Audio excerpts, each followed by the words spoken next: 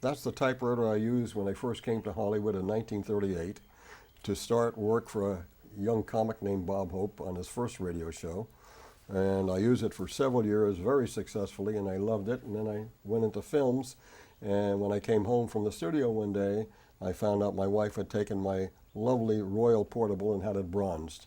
And I couldn't work for a month or two afterwards. She got me this Smith Corona upright, and somehow it takes a writer a long time to get into the mood that creates whatever they create. Sure. At any rate, I keep it here as a reminder. If I come home someday and find this bronze, she's in a lot of trouble.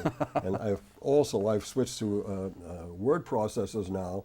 I expect to come home someday and find my whole study bronze for posterity and of no use to me at all. I was at Cornell University, and I started an organization called the Cornell Radio Guild, which was unusual in those days because we're talking about really the beginnings. There was network radio had really begun. It was getting very large, and there was a show called the Pontiac Varsity Show that traveled to different campuses. I had him come up to Cornell, and I helped the director and the producer of the show and wrote a large part of the show, and he liked it so much he gave me a job when I got out of school writing a show called The Bicycle Party, because bicycles were important in those days. Right. And I got another show at the same time in New York called, good Lord, We the People. Seth Parker, We the People, Yeah. It was called. So I was writing 2 radio shows simultaneously, and my total salary was $65 a week.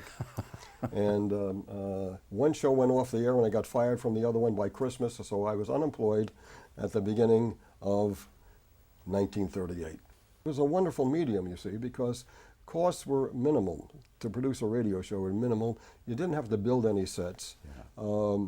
Rehearsal was minimal because you could use scripts, and the writers could read, the actors could read from the scripts. And you could create you could take the classics. You wouldn't have to worry about the setting. You could build the universe in somebody's mind, and usually it was always a disappointment when I got into films, for instance, and you had to visualize everything for the audience to see what was happening. And it wasn't as good because the average person can create in their own mind a world that's much better than even Hollywood special effects today can produce. And the main part about it was it didn't cost anything, or very little anyway. Yeah. You went into comedy very early. Did you have a facility for that? I must have. In other words, if you can turn life into a joke, it's almost bearable. Yeah. And from a very early age, I found it necessary to turn everything into a joke, and I also found it enjoyable. I got more fun out of writing comedies than I do out of trying to write dramatic vehicles and so forth. I found, for instance, like a person like Bob Hope, his only assurance that he's getting across is the laughter of a live audience. In a sense, that's what you're talking about. With comedy, you know pretty quickly when you've succeeded. With drama, you're never very sure, and not only that, different people have different kinds of reactions. But I think humor and comedy is a really unifying experience, and the one thing I resent is the invention of the laugh machine, which has dehumanized laughter and made shows appear on television successful when I know they're not. And when I began in television, there was no laugh track. If you're doing a comedy show, you better have an audience that was laughing, or you were out of a job. Yeah. I was living in Greenwich Village, and I had a cousin who was working for a Broadway press agent writing jokes, but he couldn't write jokes. So he quit, and he went to the Associated Press, and I inherited his job for the magnificent sum of $13 a week for Milt Josephsberg, who was a wonderful Broadway press agent at the time. And my first day of work, Milt said, you take over the office, I'm going to the beach. And that was his reason for spending all that money on me. And he came back at the end of the day with a very good tan, and I handed him 15 pages of jokes. And he said, where did you get these? I said, I wrote them. He said, when? I said, today. He said, your salary is now $15 a week. Biggest compliment I was ever paid in my career. And he knew a young comedian opening at Lowe State. His name was Bob Hope. Milt knew his agent, and he said he's just gotten a show, his first show, and he's looking for writers, so why don't we try to write something for him? And we sat down and we started writing the first day, and at the end of the day, Milt looked at me, he says, we are now equal partners. And that was the beginning of it. And in 1938, I came out with Milt and a whole slew of other writers, start writing the Bob Hope Pepsodent Show. Right. And that was the beginning of an era, which is still going on. This Bob is now 93 years old, and he's scheduled to do another show for NBC this fall of the year 1996. That's remarkable. Now, what was the situation on the staff of the Bob Hope Show? Chaos. Nobody knew anything. That's that's the statement Bill Goldman made about movies. Nobody knew anything because Bob had never had a radio show of his own. None of us had ever written. I think there was one writer who had worked before in the medium. We didn't know what we were doing. And there were 8 writers who came out from New York to write that first show for Bob. At the end of the first 13 weeks, he fired 5 of them and hired 5 new guys. But he had to give the old guys 2 weeks' notice. Yeah. So for a while, there were 13 guys writing a half-hour radio show. And then you would go over to Bob's rented house here in the valley, and we would stay up until all hours. You would have to read your material aloud. Now you must remember, this was the end of the Depression. Yeah. If you could make the guys whose jobs depended upon their not laughing at what you wrote, you could make them laugh, your joke got into the script, usually. Eventually, as you know, Bob and World War II discovered each other. Yes. And by the second season, we were the top show in radio. And you must realize that was it. Yeah. Radio was it. It was so much a popular medium, nobody really knew how popular it was. The first year, Bob decided to take the show into vaudeville, because that's what he knew was vaudeville. And we got off the train near Chicago. I guess there's a prison there. I forget which town it was. We get off the train, and there's this tremendous mob at the train. And Bob said, "What's going on? You know, who's coming here?" Then he realized they had come for him. And so Louis Shore was his agent, and he turned to Louis. He says, "Call Paramount. I'm doubling my salary." And we got into the theater, and Bob was in on a percentage of the take, you know. And between shows, he went outside and found out there was a line going around the theater, people trying to get in. So he went to the owner of the theater. He says, "Take a reel out of the feature." And the manager says, "What are you talking about?" Bob says, "They'll never notice. Take a reel out." So they took the reel. Eventually, they took 3 or 4 reels out of the movie we were running. I forget what it was. Nobody complained, and Bob got 7 or 8 shows in a day. And he got very angry when he saw the same faces sitting in the audience for the second show. And he shamed them to get up and leave so that more people could pay money and come in and see the show. How did you discover the Bob Hope attraction to servicemen in the earliest days of the draft and World War II? I mean, because that became... Well, that was accidental, because none of us had had experience with the military up to that point. The military hadn't had any experience. And for some reason, this is before the war, the draft had started, though, and they persuaded Bob, and it was very tough to get him to get out of the studio. He didn't want to go out of the studio, and we did a show at the Long Beach Naval Base, which is one of the early naval bases here on the West Coast. And we had about 2,000 or 3,000 sailors in the audience. And we did a sketch with Vera Vague, who was a character in the show. And she comes in, she says, "Oh, Mr. Hope, I'm so excited." He says, "What's happened?" She says, "I just kissed the head of the Navy." And the place fell apart, and we didn't know what had happened. It wasn't until after the show was over, the sailors explained to us what a head was. And after that, we started doing all of the Navy jokes, all of the inside jokes. We find out the names of the officers, and we found out which bars had the most prostitutes, and we fed them in, and laughs came very easily because you were dealing with men whose only communication with home, really, or with the American public, was through their reactions to what Bob was saying. And when he said, and whatever he said, was always what was popular with the enlisted men and unpopular with the officers. So that made a reputation for Bob, which, as you know, lasted through at least 3 wars, and if there's another one, it'll go through the next one. And you can use the same jokes. Just the names are changed, but that's about it. World War II, we were in danger. There was always a feeling that maybe Hitler would come up with that secret weapon, and maybe those of us in the United States would be seen, heard, and maybe conquered. So there was a different kind of a mood, and everybody needed that kind of a lift. Movies were never as popular as they were during World War II for that reason, because they were an escape. plus the fact that you couldn't spend money on almost anything else. Everything was rationed. And I call that was the son-in-law era. Because since every picture made money, Jack Warner's son-in-law, Harry Cohn's son-in-law, they could all work and produce pictures, and the pictures always made money. It was only when the war was over and the studios lost control of the theaters and television started coming in that what the movies were about began to matter. Yeah. And good became a word that meant something, and the son-in-laws disappeared. Sure. They were replaced by those who had some knowledge of writing. Yeah. Basically, that's where it always has been for me, is it starts with a blank sheet of paper in the typewriter, and only the writer knows what to do, unless he has a wife who has bronzed the typewriter. But he knows what to do with his wife after that. At any rate, that was the top, I think, of the popularity of movies, and we're talking now 1946 and so. Yes. And that was the era when I escaped from the Bob Hope radio show. Yes.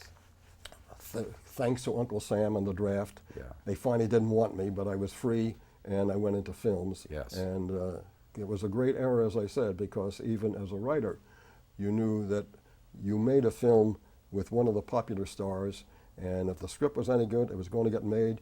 The day you started working on the screenplay, you know when it was going to appear in the theaters, because the studios were like factories. Everything was done to schedule. Every star made 4 pictures a year. And they owned the theaters, the studios. They owned the theaters. They knew where they were going, and they had to have at least 50 pictures a year at each studio, because you had to change the bill every week if you owned the theater. And that made it a wonderful market for material. What was that moment at which you left the Hope radio staff and went into your first film assignment? Was that Goldwyn? That was with Samuel Goldwyn, yeah. Yes. And that was an education, too, because Sam Goldwyn was one of the original pirates, as you know. Yes. And Sam was always disappointed when he made a film and it wasn't a glove, because he knew how to make gloves. That's what he did. He had a factory in Gloversville, New York, and made the best gloves. When he went into the movie business, he bought some of the best material from Hollywood, hired some of the best people best material from Broadway, hired some of the best people in Hollywood to write the screenplays, and made some of the worst pictures for a while. And the point is that film is a perishable commodity. Nobody has the secret. Nobody really has the formula. And you must also remember that Goldwyn, to a large extent, was using his own money and his wife's money, which doesn't happen anymore. So he had a personal responsibility, and he had to be as tough as anybody else in the business. He was of the era when the family was part of the studio. In other words, Samuel Goldwyn put his name on the studio. His real name was Goldfish. He couldn't call it that, but he called it Goldwyn.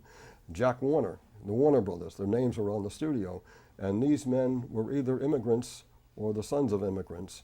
And they had a certain pride in their name. And they would make a couple of pictures a year at least that they knew were going to lose money, because they were about opera, they were about concert, they were about ballet or something like that, but their name went on it. In today's world, where the bottom line is how much money will the picture make, that's disappeared. Nobody is worried about the reputation of the head of the studio, because most people don't know which Japanese or British financier happens to own the studio at that moment. Right. So that entire feeling of pride in your work has been replaced by pride in your salary. Yeah. Well, the first picture I made was Princess and the Pirate with Bob Hope, which was the reason Goldwyn hired me. Right. And I must tell you a little story connected with that. When I was on Bob's writing staff, you asked me if I wrote any of the road pictures. No, the writing staff did not write the movies, but we each, Bob said, look, I'm getting $5,000 from the studio to have you fellows punch some jokes into the script. So turn in the jokes and you guys have $5,000 to split. So it was pretty good, you know. Yeah. We knocked out the jokes and handed them to Bob, and he would slip them into the script somehow. And when I went to work for Goldwyn, he said, oh boy, he said, now, he said, I have a Hope writer working on the screenplay, so I don't need his writers. I won't have to pay him that $10,000 anymore. So that was the first time you knew there was 10. That I really realized we were writing the right character for Bob Hope. Something happened to you during this time, and that was, you had known Jack Rose before. Well, Jack Rose was one of the writers on the Hope Show. He came on, he escaped from Milton Berle and came to Bob Hope the second year of the show. Yeah. And we wrote on the show, we wrote against each other on the show for quite a while. And Jack was at Warner Brothers after he left the Hope Show as well as I did, wartime. And he called me one day and said, "We're in trouble. Can you come over and help me?" And what had happened is that they had, there was a series of pictures they made with Dennis Morgan and Jack Carson called the Two Guys pictures. Yes. Yeah. And Iz Diamond, who was a wonderful writer, had written Two Guys from Texas, and Dennis Morgan had turned down the script. Up until that point, nobody knew Dennis Morgan could read. When the studio was in a turmoil, because as I mentioned to you, the picture was already scheduled to open. And what they did is they told Jack that something had to be done. And so I came in to see if I could help him, and the point was that the picture had to start shooting within a couple of weeks, 2 weeks. And they couldn't use anything they had. Dennis had turned it down. So Bill Jacob was the producer, David Butler was the director, and Jack and I came up with a story, I think in 48 hours, which they both liked very much. And David Butler said to me, "Okay, now we're in trouble." And I said, "Why?" He says, "Well, Dennis Morgan has to approve it." I said, "Fine, tell him to come in, I'll tell him the story."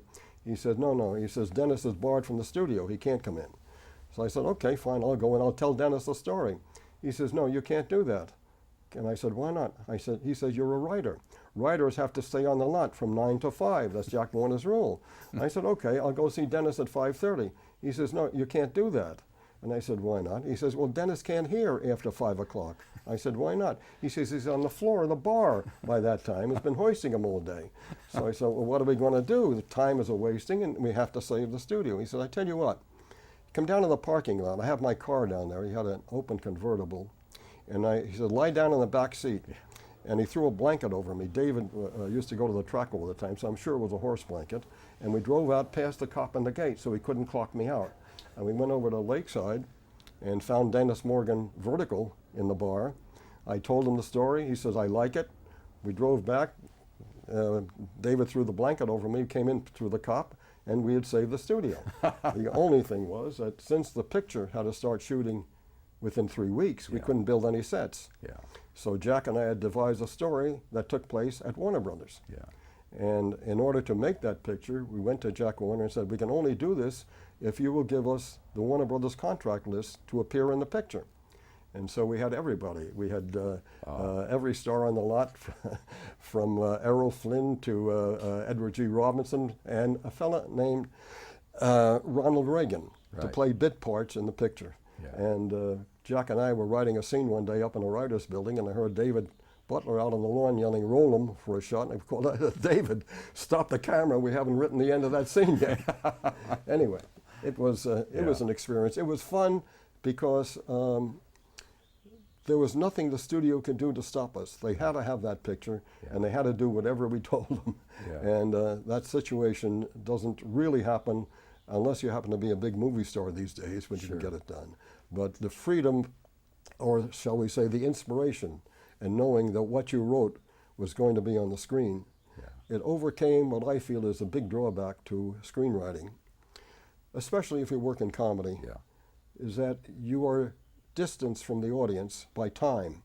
It takes a long time between the time a script is written, picture is shot, the picture is edited, and the film finally gets into distribution before the audience reacts.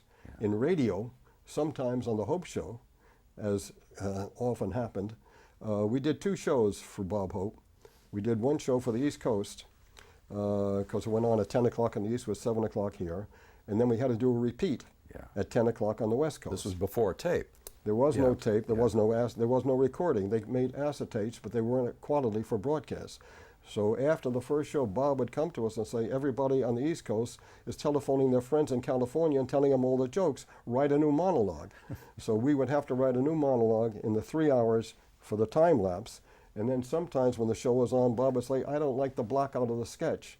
And I remember one sketch where we were writing while the show was on the air, and we would turn in these blackouts, and Bob kept rejecting them. And the show was running.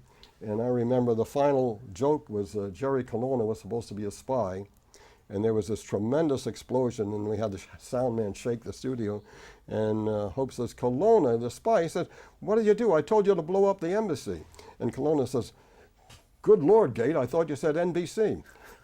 And I think we almost did blow up the studio. But anyway, there was that kind of satisfaction of an immediate reaction to what you did. Yeah.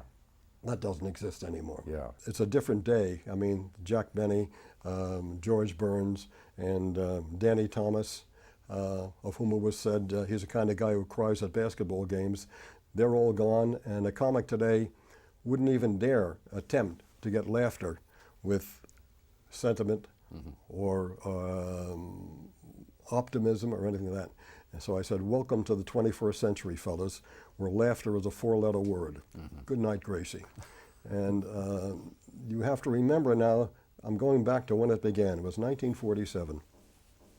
Paramount got the first commercial license, and I was called in and asked to write a 90-minute variety show with Bob Hope as master of ceremonies and every star on the Paramount lot in the show, just to break the ice and do the first commercial television program ever. And wife Frank Freeman, a kindly old Southern gentleman, was head of the studio, and he called me in. I said, fine, I'll do it. I said, there's only one problem. And he said, what's that? I said, I need inspiration. I said, what? He said, what sort of inspiration? I said, how much will you pay me? He says, oh. He said, nobody's ever written a television show before. We have no idea what to pay you. He said, but you know, say maybe 3 years from now, when the salaries are established, we will pay you the highest salary going for that kind of writing. I said, fine, you'll get the script in exactly 3 years. So he blanched a little at that, and I went to my agency, the William Morris Agency, big, strong, powerful Hollywood agency. They went in and they negotiated the best contract ever negotiated for a writer in television, because there hadn't been any. For writing the 90-minute variety show with Hope and all of the stars, I was allowed to buy a 10-inch RCA television set at wholesale because Paramount had the agency. And it was pretty good, because that was the best salary I ever got, because you couldn't buy a 10-inch RCA television set. I used to come home at lunchtime to watch the test pattern, and the programs haven't improved since then. But at any rate, they put us into a studio which was right next to Oblast's restaurant across from Paramount, which is now KMEX, I believe. And first television show. They put up bleachers, nobody had ever done that before, for the audience to sit in. They had monitors all around, and they had these tremendous black and white cameras that two guys had to push around. One guy to push the camera and the other one to fix his hernia as they went. And they blocked the view, and Hope came out to do his monologue with those big cameras in front of him and everything else. And he finished the monologue in front of that audience. He came over to me, he says, we're not getting laughs. He said, what's wrong with these jokes? I said, Bob, nothing wrong with them, the same jokes you've been doing for years. He says, well, why aren't they laughing? And I said, Bob, you got a script in your hand. Yeah. He said, that's how you do a show. We always do it with the script in the show. I said, Bob, that was radio. Yeah. He says, on radio, the audience couldn't see that you had a script in your hand. Now, you're here, and the audience in the studio sees that script in your hand, and they know that the audience out there sees it. Now, while the old audience would excuse you because the other audience couldn't see it, this audience is saying, wait a minute, somebody made up that stuff for him. He's just reading what somebody else wrote. Why should he get all that money? And they won't laugh. He said, well, what the hell do we do? I said, Bob, put the scripts away, and we'll just wing it for the rest of the show. It was the biggest clam bake of all time. Nobody could remember a line or a cue or whatever. The cameramen were completely lost. And at the end of it, Bob came to me, he said, this medium will never catch on. He says, what actor will give up a Sunday golf to memorize a script? And I said, a couple of years later, I said, Bob, because of you, they had to invent the idiot card, and they named it after you. And that was the beginning of television. I have never worked with another writer in anything but comedy.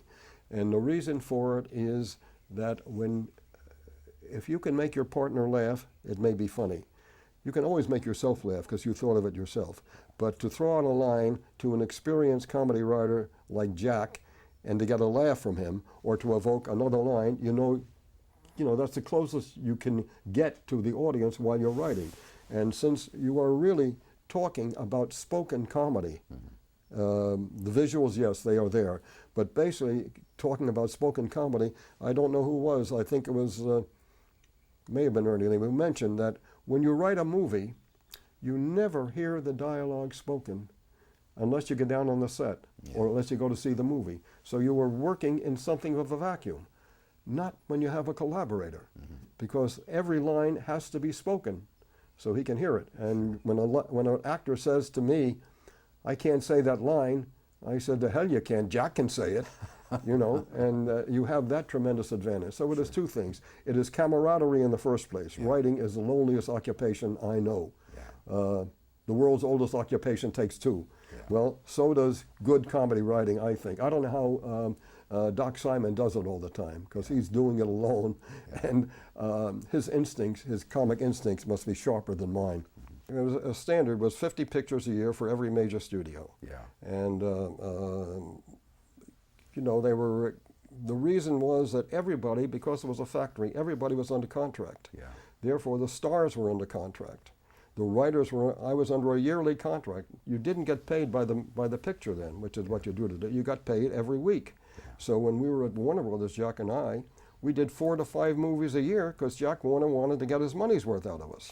Which was fine as far as I was concerned, because you knew that your picture would have to get made in order to fill the quota to go into the theaters, and the stars were there, and the stars could not walk out. If the stars walked out, Jack Warner picked up the phone, and they didn't work anyplace else in town. And later, now, today, they pick up the phone, and the studio doesn't work anymore. The actors control it all. As I say, I'm a writer by choice, a producer through necessity, and a director in self-defense. So you worked at the studio, and the studio provided the secretaries, which was the most important thing they provided, but also they provided the commissary. So all the writers ate in the commissary, and being writers, nobody else would talk to them, so they all sat at one table, which was called the writer's table, and they would not allow actors to sit with them at the table. At Warner Brothers, the rule was relaxed only in the case of Errol Flynn, because he always had the story about his previous night's adventure with either a starlet or a tourist girl or whatever, and so he was allowed at the table. But at that time, that's when you discussed each other's problems. Everything was told from the writer's angle. At Paramount, Paramount had a writer's table. Billy Wilder was in command, and we all played the word game with Billy, and we always hated him because Billy, being German, couldn't really speak English that well, but he always beat us at the word game. And when I asked him recently how he did it, he says, I cheated, but he won't tell me in what way. If you really had a problem, you waited until Billy Wilder came out, or somebody like that, and you say, Billy, what would you do in this? And now they'd all start pitching. And so you had the help of all the talent at the studio, and in those days, all the talent of writing was at the studio on their yearly contract, and it was a relaxation for them to work on your story. It was us against them. It was the writers against the rest of the studio and the rest of the world, and the idea was you had to help out your fellow writer, and in many cases, usually with payments on his car or with trouble with his wife or something like that. It really was then really the feeling of being a writer, a member of a group, made the labor organization of the Writers Guild a much more closely knit organization. It had a lot more meaning because you met your other writers every day. You will find that while the mechanical studio system seemed to work against talent, some of the movies made in those days on that basis were much better. There was no pretense, and I suppose part of it was that the stars didn't have that much power, because they were all there under contract, and they knew they had to make a certain number of pictures. They couldn't turn down too many of them. It was only Olivia de Havilland who broke it and sued with the lawsuit and claimed that a 7-year contract was slave contract. Of course, old writers would love to have had a 7-year contract and be slaves, but that didn't matter. At any rate, that was the start of the inmates taking over the asylum. And as you know today, a star can dictate almost anything, including making his own film and losing a lot of money on it, and then he would make one that would make money for the studios. Of course, you didn't really have the freedom to choose your own topics. The studios were so well organized. They had a story department that dealt with material from the outside, meaning Broadway, originals, novels, books, and then normally, if you heard about something good that the studio had bought, you would fight to get it, or the studio would assign you to a work that you hated, but since you were under contract, you had to go to work on it, and you might have done a better job than on one of your own ideas. But it was a different kind of a day because it was a team effort.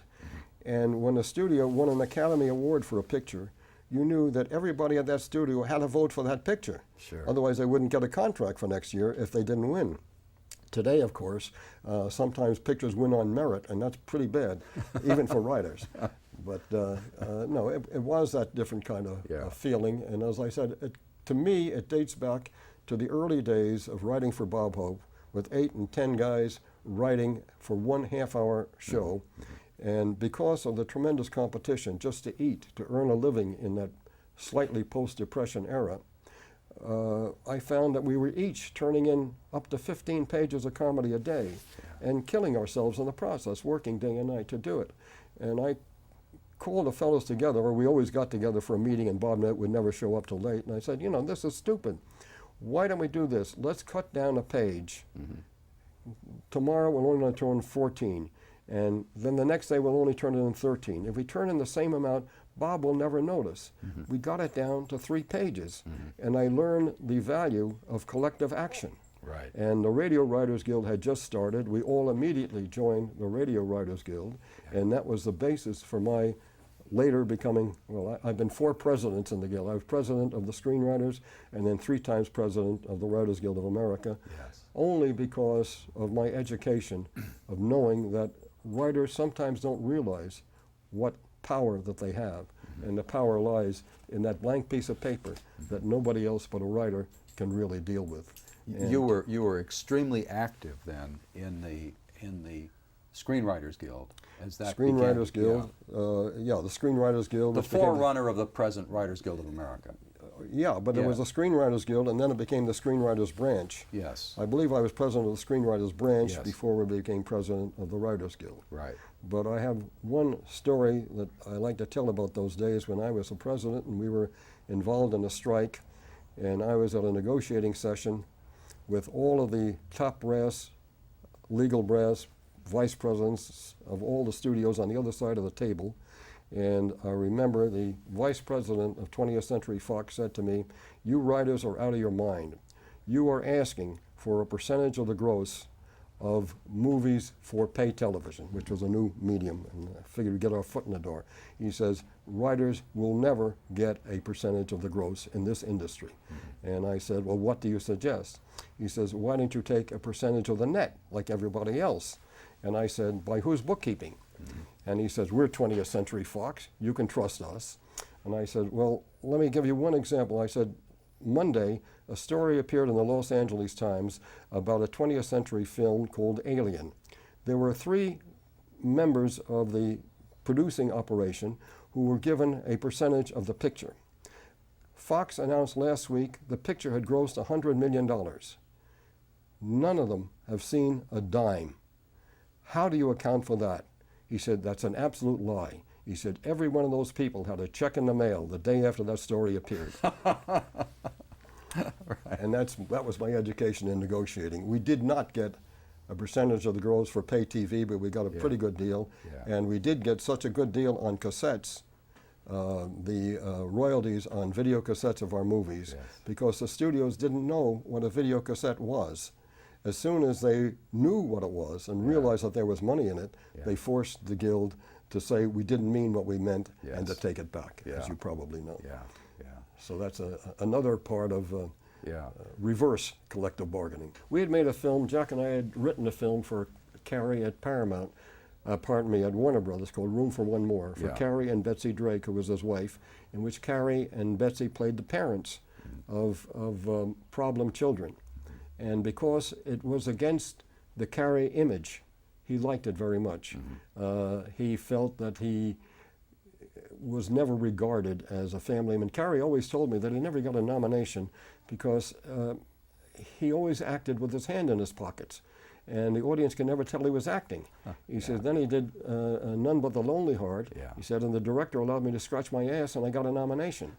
So this is sort of like scratching his ass, was to make a picture where he played a fatherly figure, which was against the Carrie image. And he liked the picture very much. He always said to to Jack and me that I'd like to do another one with you. We didn't pay much attention because Cary was the hottest actor in Hollywood at the time. Sure. Everybody was after him. And we were at Paramount. And he would come by occasionally and say, have you got a story for me? And we'd always say no, because I said to Jack, whatever we come up with, he's going to hate. Let's wait. We'll have to find something that he can't refuse.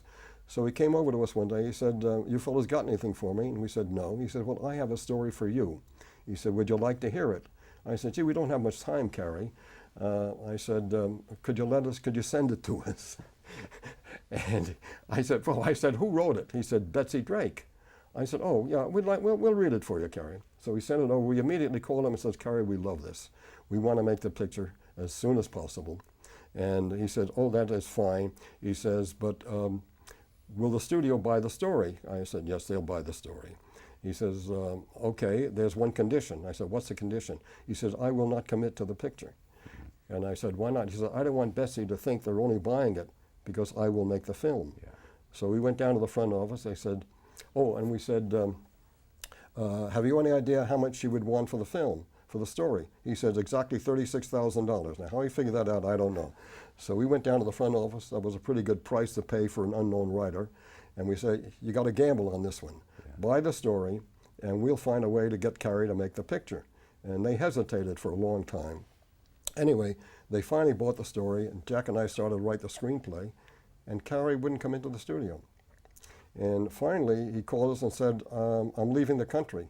He said, I'm going to Spain to make a picture called The Pride and the Passion with Frank Sinatra and a new girl named Sophia Loren. And he said, you guys keep working. So we went down to the front office, and I said, did Cary sign? And they said, no, we don't have anything. D.A. Duran was in charge of that area, and we called him the Tower of Jello, if you remember. And so I said, well, you better get hold of him before he leaves the country because there ain't going to be any movie. Yeah. So Duran caught him at the plane, and he said, Cary, unless you commit here and now and sign this agreement, we are going to tell Betsy that the only reason we bought the story was because you promised to be in it, and now you've reneged. So he signed, gave up all his approvals, and he went to Spain, to Madrid. And one day, Jack and I are in the middle of writing the screenplay of Houseboat. We got a call from Spain. It's Cary. And he said, fellas, I just met the next Garbo. Her name is Sophia Loren. She is the greatest actress I've ever played with. He said, would it be much problem to change the leading lady of Houseboat to an Italian girl? So we said, no problem at all, Cary. And we tore up the script, and we started writing a new story. Yeah. Well, eventually, Cary came back to Hollywood having finished the picture, and he said, come on, fellas, we'll go over to Lucy's, and you tell me the story, and we'll have lunch. We knew that meant we would pick up the check. Yeah. So we went over, and we had lunch with Cary, and he said, tell me the story. I started telling it to him. He says, wait a minute. He says, you've changed the leading lady to an Italian girl. So I said, Cary, you called us from Spain, said you'd found the new Garbo. He says, that bitch, I'll never make a picture with her again. And we found out that Sophia had turned him down. Now, you don't turn Cary down. And for many reasons, shall we say. Yeah. And he refused to make the picture. But Cary had given up all of his approvals. And the studio said they would force him to make that film with Sophia, whom they had signed to a contract, partly on the strength of this. And Cary offered the studio 2 commitments for 2 other pictures if they would let him out of making Houseboat. And the studio refused because they knew that his commitment wasn't worth anything unless he showed up, and they forced him into making that film. And during the shooting, Sophia would come to me crying and saying, doesn't Cary know that I'm in love with Carlo Ponti? And Italian girls do like older men, and Cary is a married man. Why is he chasing me all of the time? And at any rate, by the time the picture we were ready to shoot the final scene, which was the wedding of Cary and Sophia on the houseboat, that very day, Cary married Carlo Ponti by proxy in Mexico City, and Cary went through the roof. Oh. At any rate, when the picture was over, I went into the hospital. Cary later apologized to me, but that is how you make a light American family comedy. By that time, the stars were no longer under yearly contract to the studios, so you were in open competition, and usually the difference was the screenplay. And I remember when Jack and I wrote the first screenplay that started in Naples, which was called Bay of Naples at the time, we took it upstairs Sophia was upstairs in our building to her, and she read it, and she said, no, I don't want to do another comedy. And fortunately, my agent, Herman Citron, at the time, handled Clark Gable. And he gave it to Gable, and Gable loved it and said, I will make the picture. Now, when Sophia heard that, Gable, to an Italian girl, was a tremendous hero, and just be playing opposite him was enough. And she agreed, she committed to the picture, but she didn't care for the script that much, and Gable decided he didn't care for it that much. So we went to Italy, and we rewrote, it started in Naples, in Rome, which was a good excuse for being in Rome, believe me. This was really almost at the end of Gable's career. He was no longer the Clark Gable of It Happened One Night and a few other pictures. But he was a professional, consummate professional. The only thing about him is that he didn't like being an actor. He felt that wasn't a man's job. Not only that, he was drinking pretty heavily at the time that we made the film in Italy. And he had a clause in his contract that you couldn't photograph him after 5 o'clock in the afternoon because his hands started to shake. And I noticed his hands only shook when the camera was turning. If the camera stopped turning, he was fine. So I gave him every bit of business I could think of with his hands to keep that going. You know, Hollywood is accused of, the Hollywood movie industry, of being Jewish run and controlled. There have only been 2 films made about Israel in the entire history of the motion picture industry in Hollywood, and those 2 were Exodus and Cast a Giant Shadow. And neither one was easy. I don't know about Premingers. I know mine was. Mine was such a problem that I wrote a book about it called How to Make a Jewish Movie, which everybody immediately said was much better than the picture. So, and they're right, too. George Seaton actually was making the film over at MGM, and MGM was threatened by, shall we say, the Arab coalition, that their picture would not be distributed in any theaters in Egypt or any of the Arab countries if they made this film about the Israeli War of Independence. That was it about. So they passed on the project, and I heard about it, and I read the book, and I said, I have to do this. Wayne was on the Paramount lot, and I went up, and I told him the story, and when I finished, Duke looked at me, he says, that's the most American story I ever heard. It was a story of Mickey Marcus, the American officer who went to Israel during the War of Independence, organized the Israeli army, and was killed on the last day of the war. He says, that's great. He said, what's your problem? And I explained it to him. And I said, you know, nobody wants to give to the UJA again. He says, well, what do you want me for? I said, well, if you'll agree to do the movie, it'll become Gentile by association. So he smiled at that. He says, yeah, but he says, I've never been to shul. I can't play this guy. I said, no, we wouldn't expect you to play Mickey Marcus, who happened to be a relative of mine, incidentally.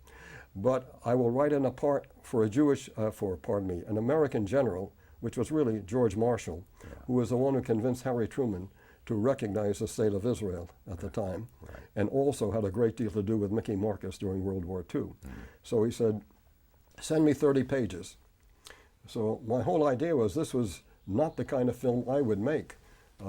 This was a serious film about a war and a subject that I really wanted desperately to see done the best possible, and I wanted to hire someone who was experienced in that kind of a film. But I had to get those 30 pages out, so I wrote them, and I sent them over to Duke, and he called me. He says, I'll do the picture on one condition. And I said, what's that? He says that you write the rest of the screenplay. And that's how we started out. And I went to the Mirage Company at United Artists, and I went in and said, I have a picture for John Wayne. And only because of Wayne did that picture ever get made. And people always think of him as an ultra-right, conservative, rightist, whatever you want, but basically his motivation was always what's best for America. Now what he thought was best for America and what I thought were usually 2 different things. But I have to take my hat off him for making this film. That was a very, very difficult picture to make, and I'm glad I made it, but I think I went overboard in one sense. Because of its subject matter at the time, I could have any star I wanted. I got Yul Brynner, I got John Wayne, I got Kirk Douglas, and all of the others, and the big complaint was, and I got Frank Sinatra, and that's another story. was that because of the huge star roster playing somewhat bit parts, the reality was gone. And this was a part of history that depended upon reality, and that was a big mistake. Yeah. When I see all the names on the screenwriting credits today, and I've been on many arbitrations for the Guild, which is a bone of contention, I know, but I usually find, to my way of thinking, that if the original writer had been allowed to finish it, it probably would have been better. I don't know, but I do feel that a movie is reacting on a person. And if you can transfer the feeling of the person who created the movie to the person who's seeing it, yes, the actors and the directors are needed to interpret that vision. But if the vision is fragmented, as it is so many times, I think it hurts the movie. And again, as I say, in the old days, in most cases, when you had made a reputation, you were given the movie to make. And it was almost unheard of that anybody else interfered with the writing process. When I first started directing, writers were not supposed to direct. Writers were kept in the closet. They weren't supposed to come down to the set. They weren't felt to be competent to talk to actors, and directors did their best to keep them off the set. What happened later is the reverse. A writer would write his first screenplay and be allowed to direct. That was completely unheard of. The reason being, by that time, Hollywood had come to realize the worth of a really good screenplay, and if the writer wanted to direct it, the mystery, the mystique of directing was gone, partly because of the film schools who could teach you the techniques of it, and partly because they realized in many of the cases, directing is a mechanical job. The written word is the movie. If you can succeed in putting on the screen what you had in your head, fine. Now, if I could have had Billy Wilder or William Wilder to direct all my pictures, I would never have directed. But I was always getting Roy Del Ruth. So I decided to become a director. And so it has gotten to the point where in order to get in all of the special effects that the audiences want, they have to cut out story, they have to cut out character, they have to cut out dialogue. You know, what's the story about Twister? You know, the fella didn't want to see the picture, but he was walking by the theater and he got sucked in. So, the answer is we're living at the moment in an age of tremendously expensive special effects, but because the art has gone much further in that direction than I ever imagined, yeah, it is an experience for people who like roller coasters, but it's a bad experience for writers. I don't know how you sit down to write a picture that is based solely or largely on the special effects in it. Somebody said when they go to see a picture, they look at the cast. They want to see a picture about two people talking to each other. You don't see that anymore. They may talk to each other while they're getting blown up or while one is killing the other one or jumping on her in bed, but the art of dialogue conversation is pretty well gone. What can't be programmed, although they have tried, is the idea. I remember who's a wonderful science fiction writer who's a member of the Guild? Harlan Ellison. Harlan Ellison. Harlan Ellison told me once that he gives lectures, you know, on writing science fiction, writing for movies, and he's very prolific. And always at the end of it, some people come up to him and they say, Mr. Ellison, can you tell us where you get your ideas, you know? This would happen during a lecture, and he said, he says, there's a little place in Schenectady. He says, you spend them $40 a month, they send you six ideas, and he'd go on, you know. And at the end, the newspaper would come up to ask him questions. There was always one guy saying, by the way, can you give me the address of that place in Schenectady? I wish I had it. But that's the most valuable asset a writer can have, is having that little Schenectady in his head. The toughest thing is to be honest when you're writing, because basically most writing is autobiographical. Means you're both the villains and the heroes of what you write. And you better have some experiences to draw upon. Otherwise, you know, you're false, you're phony. And that is what makes it so difficult. Very few people can be themselves without external help, shall we say. Mrs. Roosevelt has never come to me. I never wanted her, but if George Bernard Shaw would come down and give me a little help, I would appreciate it. And my feeling is that with the multiplication of the number of available channels for broadcasting television and television movies, they will have to break the dam. They will have to do a great deal more of original programming. There will be a great deal more work for the people with whom it all begins. The one thing that they can't replace or even train is the talent to write. I know I've tried to teach writing, screenwriting at UCLA, other places. I can't do it. I'm not a teacher of something I don't believe can be taught, because it's the same story, you know, either you've got it or you haven't got it. Now that's a simplification, but I do think that we should treat whoever in our generation is capable of this business of creating the ideas that really run the world. The ideas on television have a tremendous influence throughout the world now with satellite and everything else. I talk on my ham radio to amateur radio operators around the world in different countries. I talk to somebody in Russia, I talk to somebody in Japan, I talk to somebody in Romania, and I find out they're watching the same movies on television that we're seeing, because the American movie has become an international staple. It's available on some of the channels. They have 3 languages simultaneously. And the ideas are created by the small group of writers here in Hollywood or it's around here. And they are not given the credit they deserve for steering the audiences of the world into their world, into their images. Now it's time to realize that it begins with the sheet of paper, with the writer. It's going to become much, much more important in the future. And with ideas in ferment around the world at this time, the importance of this small group here that doesn't realize their own importance is going to increase tenfold, just as digital transmission will increase by 10 the number of channels that are usable. Yeah. And watch out, I'm going to be wrong. What's the famous, is it the Thalberg quote? Writers are Oh the yeah, most important. they said that writers are the most important part of making a movie, and we must do everything in our power to keep them from finding out. Yes. That was the producer's viewpoint. Yeah. It still exists, and what has happened in between Thalberg and the period when writers were presidents of 3 of the studios is the auteur theory, which originated in France and created the illusion that it is the director's picture and solely the director's vision that you see. It has become axiomatic.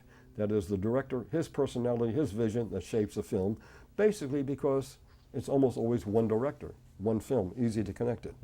But what went into that director's work, what it was that he saw that gave him his vision, he didn't begin with a blank piece of paper. If the writers held the copyright on their pictures, they could give us the permission to see their own work.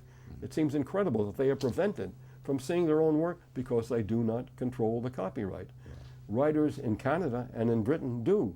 In the United States, no, because the producers know that's where the money is, okay? One of these days, when the number of channels is so great, the need for material so great, writers may be able to demand the copyright of their own work, which is denied to them, even under our signing of the Copyright Convention. The United States is the only one who prevents writers for hire, which is what we are if we work for a movie studio, from obtaining the copyright. The only one I know who got it was Joseph Wambaugh, who was a very good writer and was a former police officer, as you know. He wrote The Onion Field, a lot of wonderful police movies. And he went into a conference with the studio who wanted to buy one of his books. And Joe Wambaugh said, you can only have it if I get the copyright. I have the copyright in the book, I want the copyright in the movie. They said, absolutely not. So Joe took out a service revolver and he cleaned it during the rest of the conference, and he wound up with copyright. That's one way of getting it. But I think the future is going in that direction. I don't think that you can prevent the intellectual property of a writer of being attributed to somebody else. In France, for instance, there is a tax on every seat in a movie theater for the authors. And at the end of the year, that money is presented to the writers of the movies, because authorship in Europe, and France especially, is very important and the most important thing. Well, when an American picture plays in Paris, in France, at the end of the year, they say, okay, who wrote that movie? And they say, oh, Warner Brothers wrote it. They say, Warner Brothers can't write.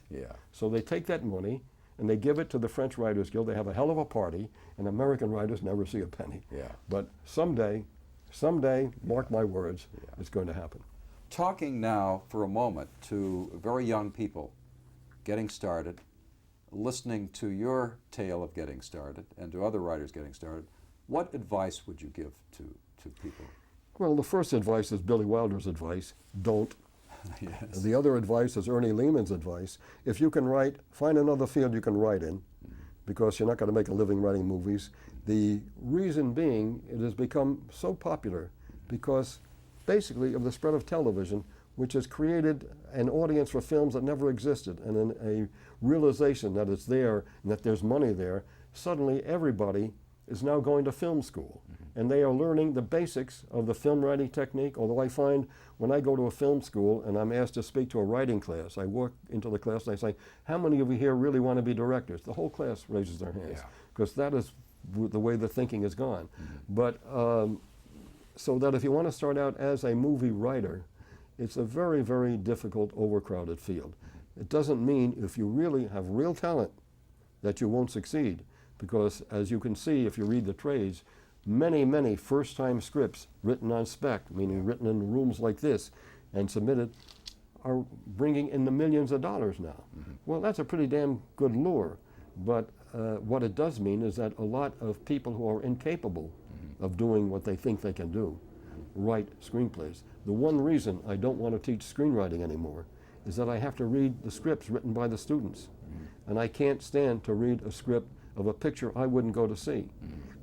Maybe I'm wrong, maybe there are some very good ones, but that's the basic problem, is that it's a very, very overcrowded field.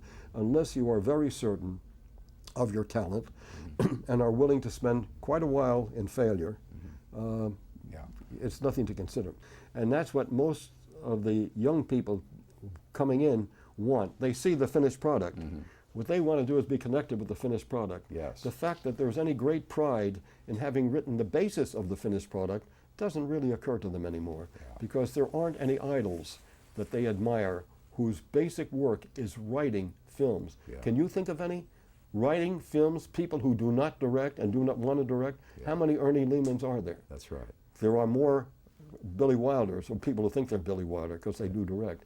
But the idea of getting enough satisfaction and enough reward out of creating the written screenplay for a movie doesn't enter into the picture, because most of the young people coming in have never seen a screenplay. They've seen the finished product, they know that's what they want to do, they feel that the easiest way they can do it is to create something on paper, because paper is cheap, and from there leapfrog into the business of directing and creating a film. But I admire people who say, my satisfaction comes at the typewriter, and that's it. Nobody ever made a movie unless they thought it was going to make money. And that's the overriding consideration, not the talent of the director or of the writers. So you must realize that these little companies that start out and they make a name for themselves with a wonderful little movie, then want to go the next step. And the fact is that the cost of making the average movie is so far beyond the means of the independents that only the big boys, who will gobble them up, can promote the kind of financing that it takes. And then financing becomes more important than the movie. And then the financiers are running the business. And the financiers in the main, at the top, can't read a screenplay. They know that somebody else likes it, or that a star likes it. That's what they know. But it's very seldom that I submit a screenplay someplace where I know that anybody in authority who can make a decision on it will ever read it. Because it goes to a group of underpaid readers who read dozens and dozens, and what the studio wants is that one line or the 3-line synopsis. And I don't know how far Shakespeare would have gotten with A Merchant of Venice. This Jewish guy and his daughter becomes a come on, you gotta be kidding. So there we are. And I said that Hollywood is the only town where they'd ask Shakespeare, what have you done lately? Mel Shavelson, thank you very, very much. And thank you, Dale, too, and thank you anybody that's watching this.